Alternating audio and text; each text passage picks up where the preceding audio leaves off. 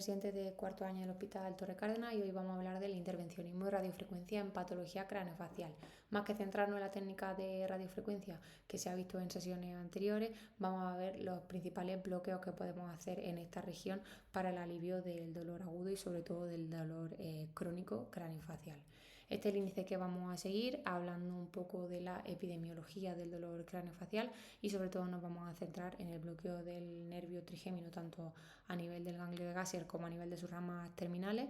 A nivel del sistema simpático y parasimpático explicaremos el bloqueo del ganglio estrellado y esfenopalatino y luego hablaremos también de los bloqueos de la región posterior, como son el occipital mayor y menor, los auriculos temporal y auricular mayor, y recogeremos un poco el bloqueo scalp, puesto que vamos a ir explicando a lo largo de toda la sesión los distintos nervios que forman parte de este bloqueo, que es muy útil en neurocirugía.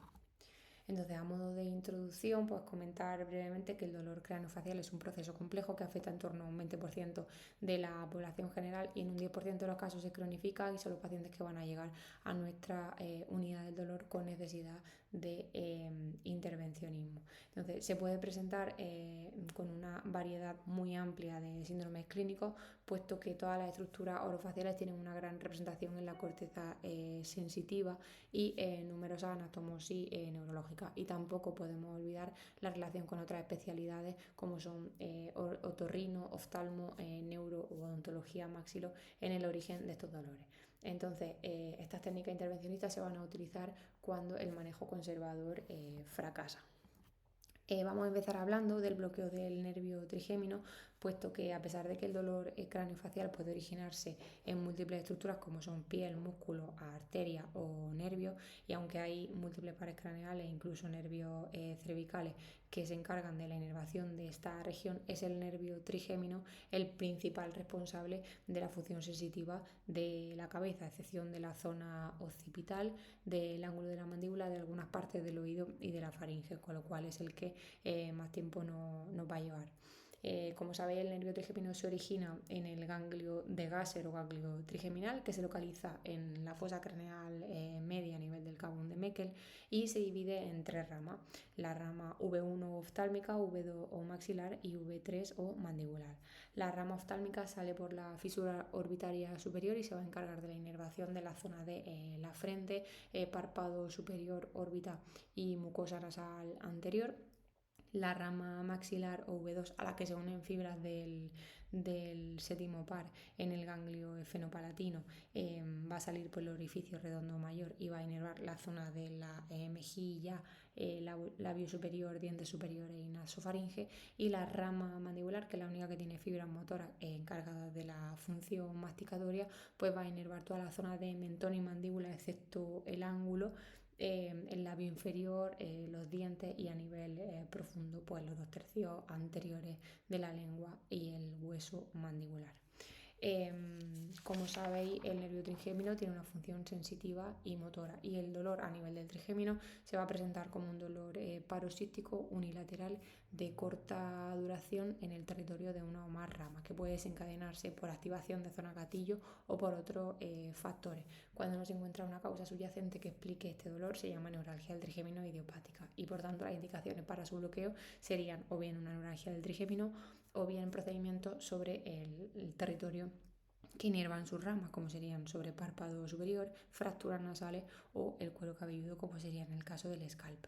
Entonces vamos a explicar la técnica y para ello diferenciar o bien el bloqueo a nivel del ganglio de Gasser, donde fundamentalmente se hace radiofrecuencia, o el bloqueo a nivel de su rama periférica. Entonces, para bloquear el ganglio de Gasser, que lo que se hace es una técnica guiada por escopia, vamos a colocar el paciente en decúbito supino con la cabeza en ligera extensión, y el punto de punción se va a localizar como unos 2-3 centímetros de la comisura labial, en una línea imaginaria de la pupila, vertical a la pupila, en posición media, que lo vamos a ver aquí en las distintas imágenes. La punción sería a 2-3 centímetros de la comisura labial en esa línea media pupilar.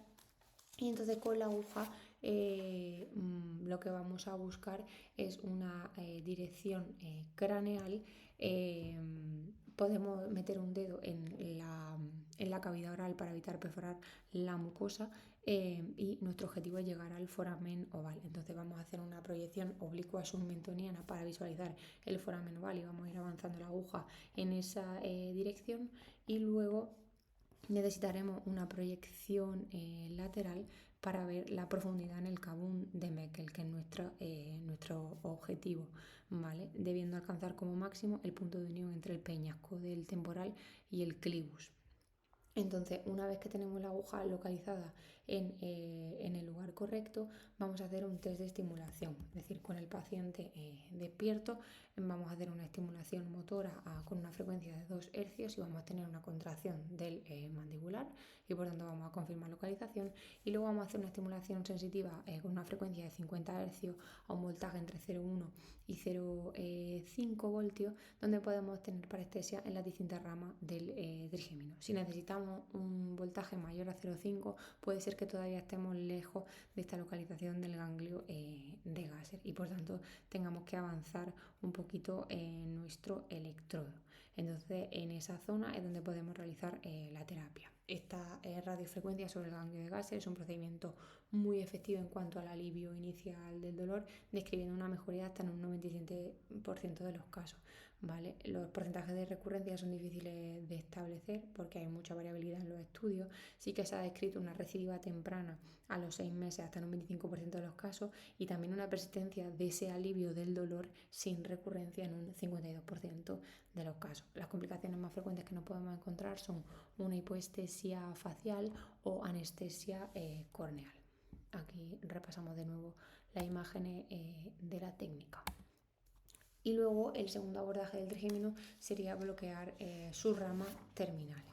Entonces vamos a empezar hablando del nervio oftálmico, que sería la primera rama del trigémino, que como hemos comentado sale por la fisura orbitaria superior y va a inervar todo el tercio superior de la cara, incluyendo frente, párpado superior, órbita y parte anterior de la mucosa nasal, además de la dura madre frontal y occipital, y contiene además fibra vegetativa para secreción lagrimal y de la dilatación pupilar. Se suelen bloquear las ramas terminales del nervio frontal, que es una de sus ramas, que son el supraorbitario y el supratroqueal, que son las que vamos a ver aquí.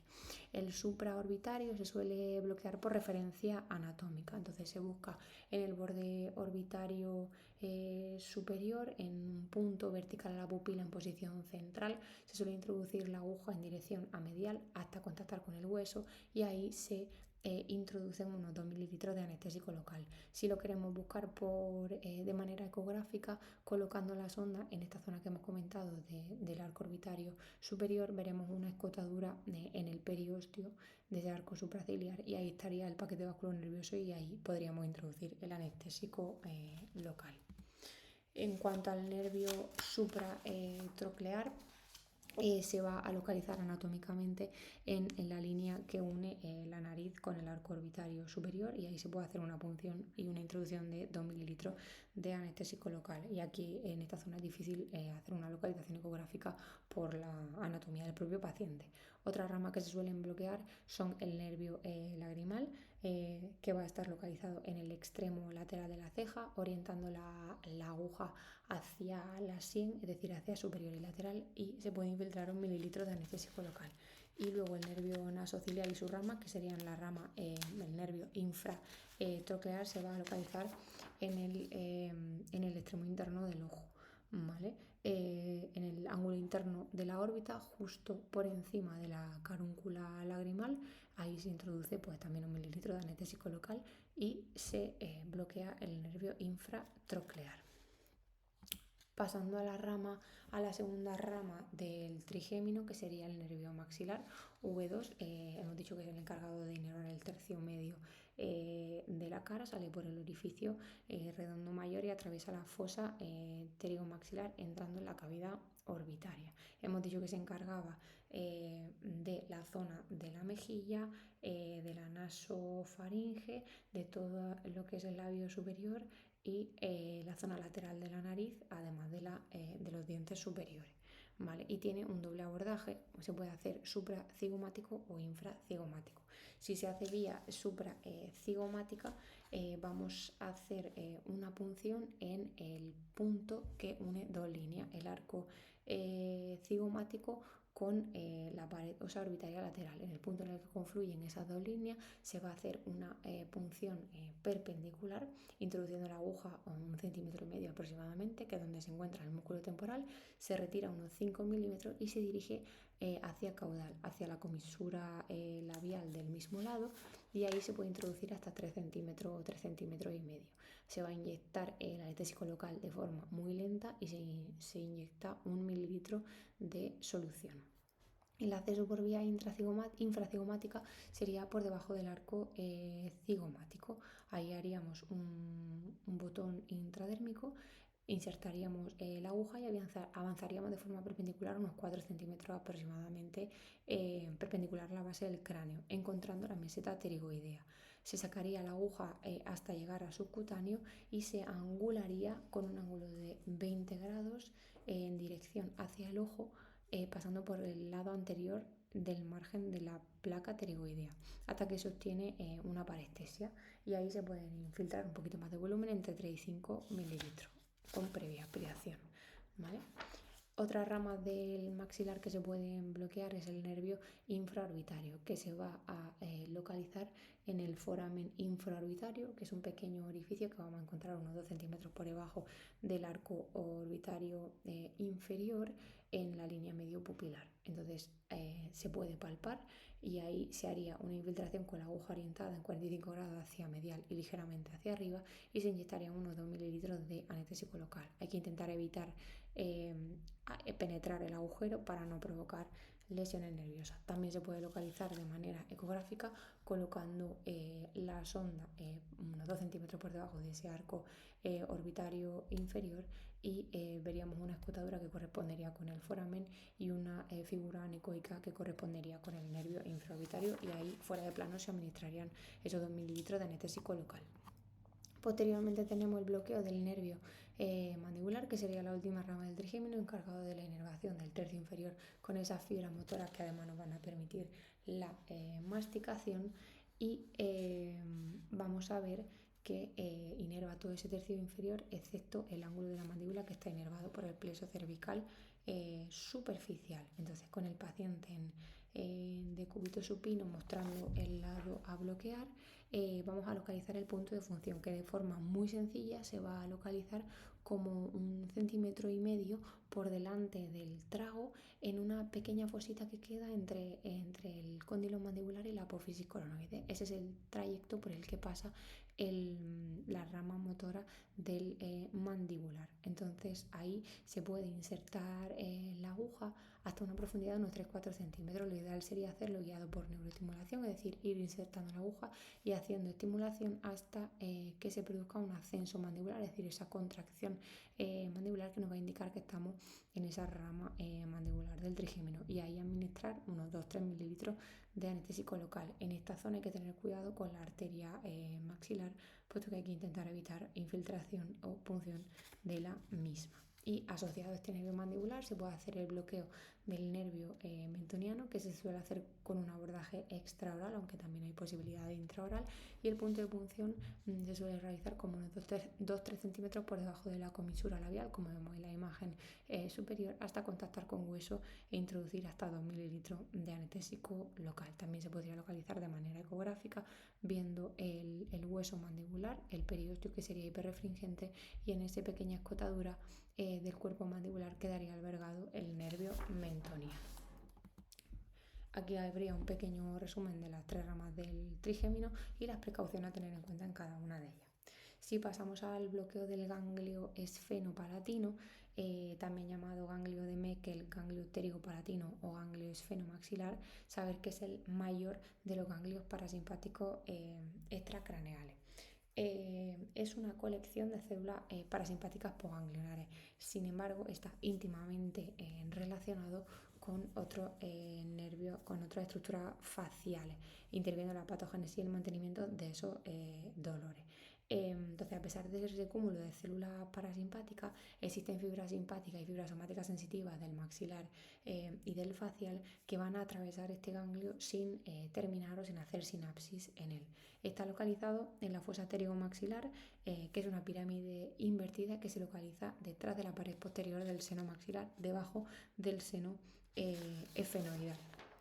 Y como es un ganglio parasimpático, no tiene función sensitiva. Sin embargo, debido a esa estrecha relación que tiene con otras estructuras como son las ramas del maxilar y del mandibular, bueno, y del facial, pues se cree que interviene en la génesis y en el mantenimiento de dolores faciales atípicos y de algunas cefaleas unilaterales. Entonces, las principales indicaciones para su bloqueo serían la neuralgia efenopalatina o neuralgia de Schluder, que viene a ser un dolor paroxístico intenso, punzante, tipo descarga en la zona de la mejilla, mandíbula, paladar o parte posterior de la cabeza por irritación de este ganglio efenopalatino, pero también dolores faciales atípicos, migraña aguda, cefalea en racimos en fase aguda o crónica, herpes zóster oftálmico y otras algias faciales. En cuanto a la técnica de realización, tiene 3 abordajes: transnasal, infracigomático y transoral.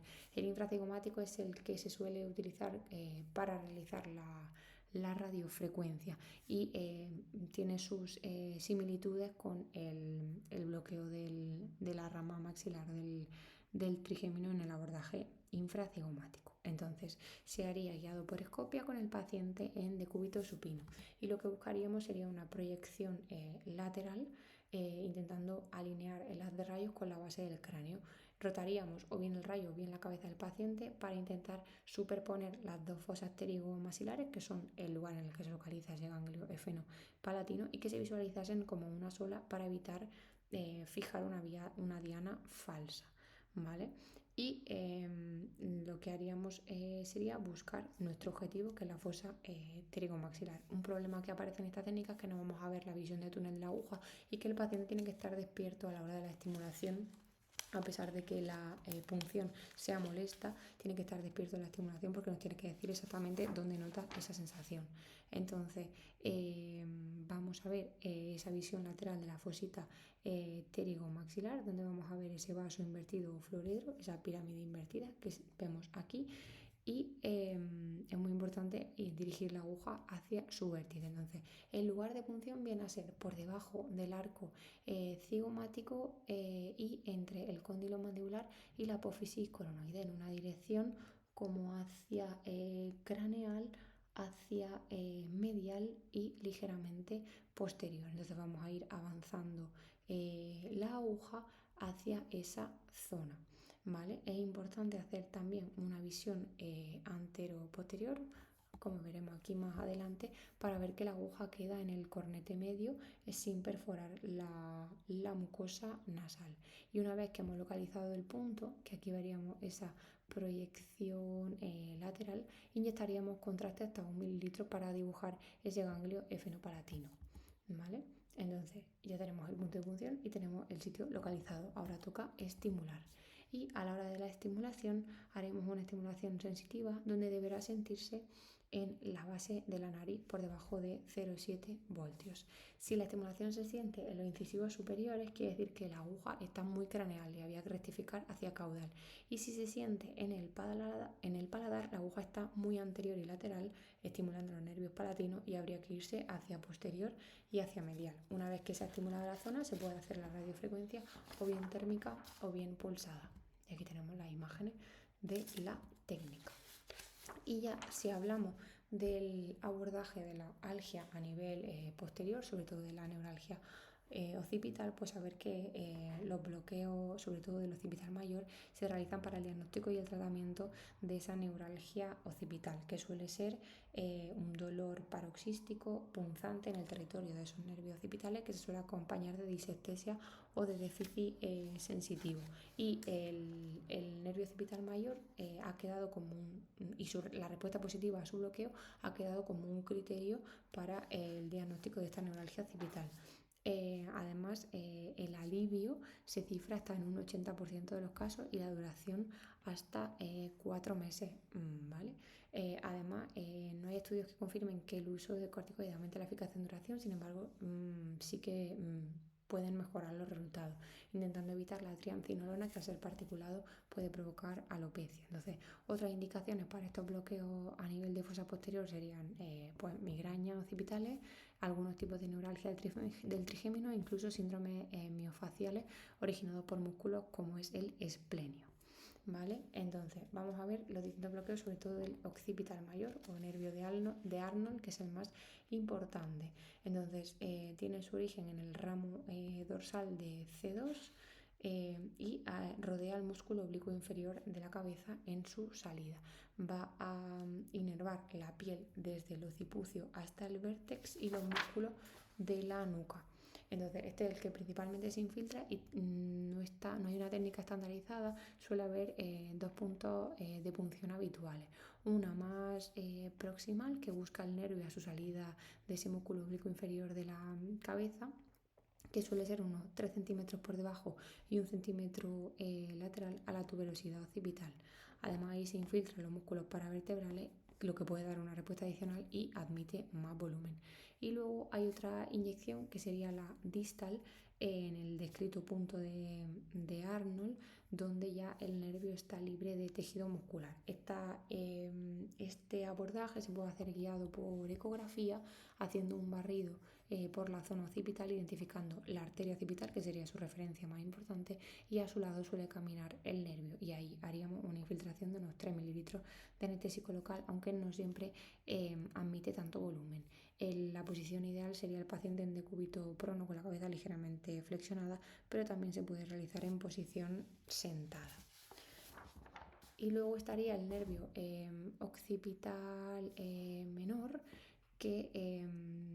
cuyo bloqueo se realiza en el borde posterior del esternocleidomastoideo hacia la mastoide, es decir, en la región superior. Inerva la región mastoidea y la piel posterior del pabellón auricular.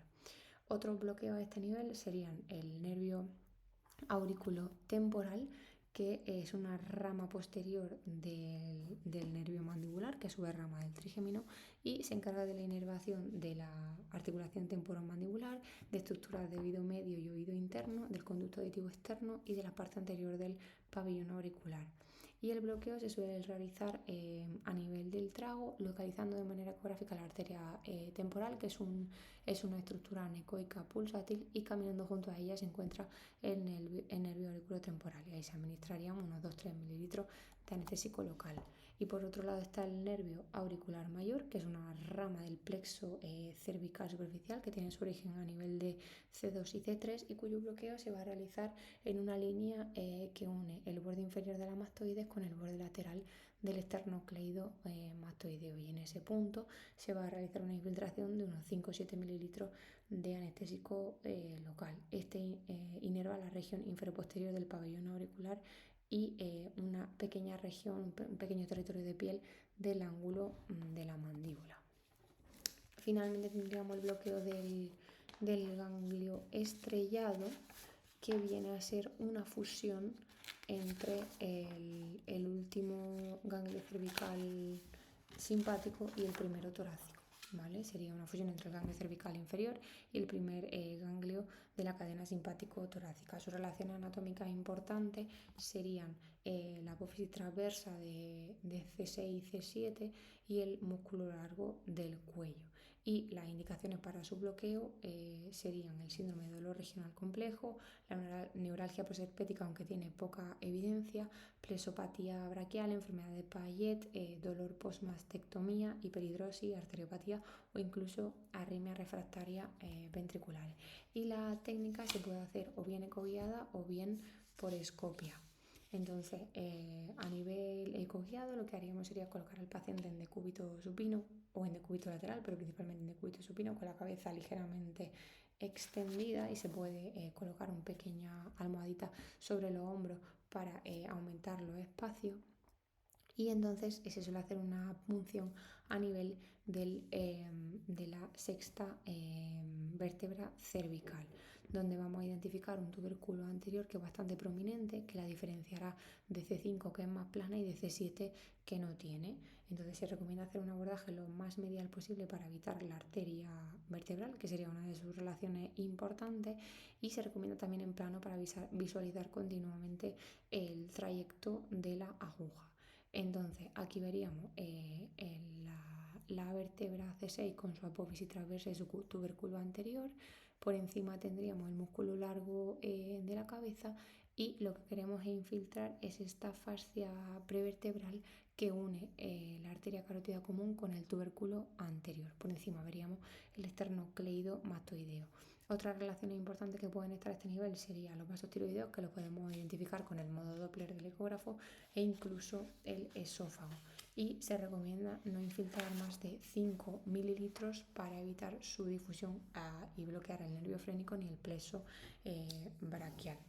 A nivel radioscópico sería una técnica similar, encontrando la apófisis transversa de las vértebras cervicales D6 y C7 en una proyección AP, introduciendo la aguja con una visión túnel hasta llegar a ese punto de unión entre el cuerpo y la apófisis transversa, que es el lugar donde queremos hacer el bloqueo.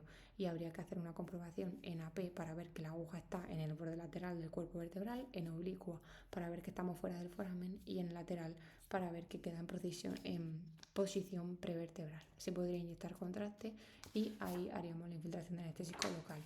Como complicaciones, pues saber que por el ganglio estrellado caminan fibras ascendentes simpáticas que proceden de niveles más caudales, su bloqueo afecta a todo el sistema simpático cervical, y entonces podría aparecer síndrome de Horner, anhidrosis en la cara, edema nasal, vasodilatación y aumento de la temperatura del cuello. También puede haber una reacción vasovagal, sobre todo tras el bloqueo del lado derecho, ya que la inervación simpática del nódulo sinusal es fundamentalmente derecha. Y luego no hay que olvidar las relaciones del ganglio estrellado en cuanto a su proximidad con la arteria vertebral, en la que se puede hacer un hematoma, la cúpula pleural, donde podemos hacer un hemotórax, o el conducto torácico, ¿vale? Entonces eso serían un poco las complicaciones que nos podemos encontrar.